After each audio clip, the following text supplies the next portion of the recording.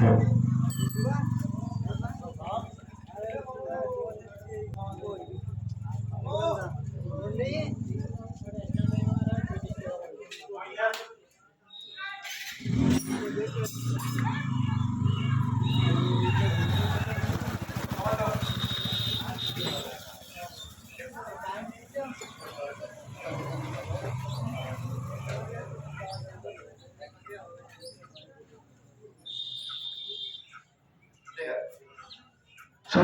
যে জায়গায় বসে যাও, যা জায়গায় বসে যাও उसका জায়গা।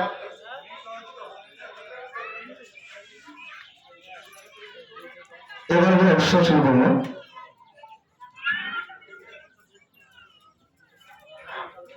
শান্তি বসে তোমরা সবাই পারফর্ম করবে। আজকে যাকে যাকে দেখে থাকবে তারা আসবে।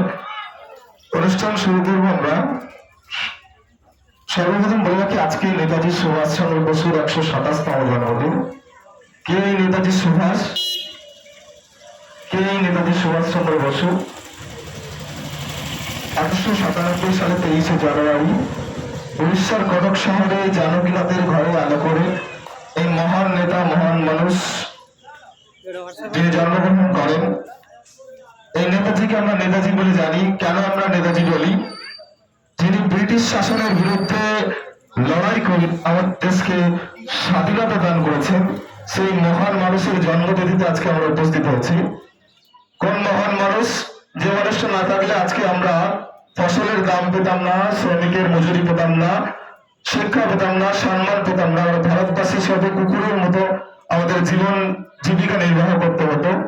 তারা ভারতবাসীকে কুকুরের মতো দেখত, এতটা নীচ, এতটা হিন্ন, এতটা ঘৃণা মনে করত।